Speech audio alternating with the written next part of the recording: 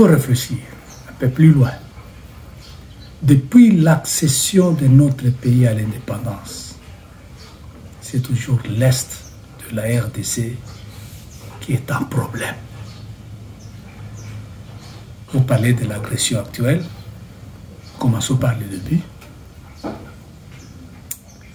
L'histoire des Jean Scram, un mercenaire belge. L'histoire de Pierre Moulélé et consorts. Aujourd'hui, M23. Mais nous sommes de droits humains. Nous parlons pour les êtres humains. On doit aller au-delà. On ne parle pas seulement pour les Congolais. On parle pour les êtres humains. Pourquoi ça ne va pas au Congo? Pourquoi? Vous allez voir vous-même que la situation est très très simple. La cohabitation. Accepter de vivre avec les autres. C'est ça le problème. S'il y a eu refoulement, ce n'est pas une violation des droits de l'homme.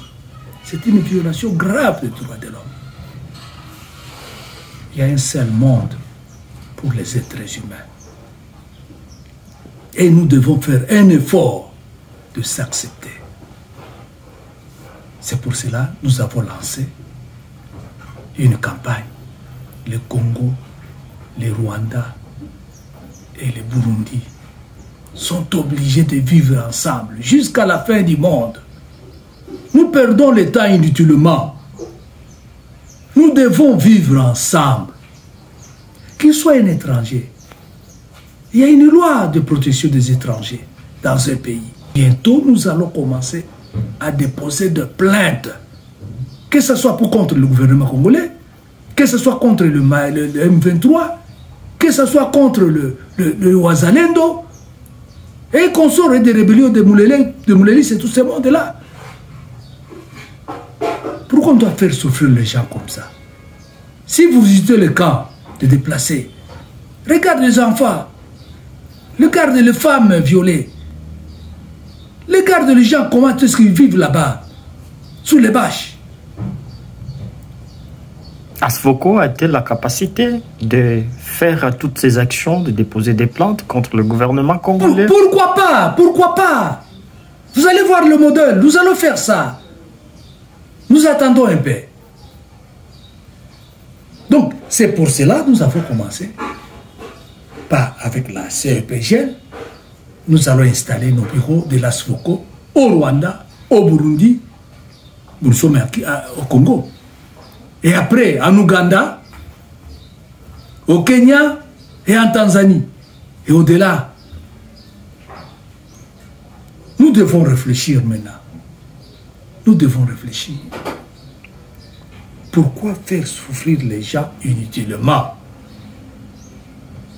Pour seulement éviter la bonne cohabitation. Nous allons déposer nos plaintes. N'ayez pas peur. On va montrer cela. Nous avons perdu beaucoup de temps de dénonciation. On dénonce, on dénonce, on dénonce. Mais on s'est porté garant. La partie civile contre un État. La partie civile contre un mouvement. Voilà ce que nous allons faire maintenant.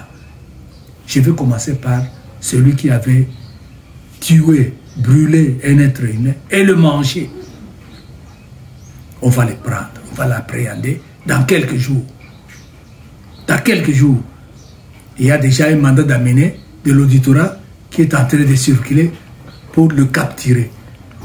Donc, on ne peut pas laisser les gens... Et selon vous, cette personne, comment elle sera jugée? Est-ce que vous pensez ou vous préférez qu'elle soit jugée publiquement, à titre d'exemple pour les autres? On va le faire, on va le faire, on va le faire. Vous ne vous étonnez pas.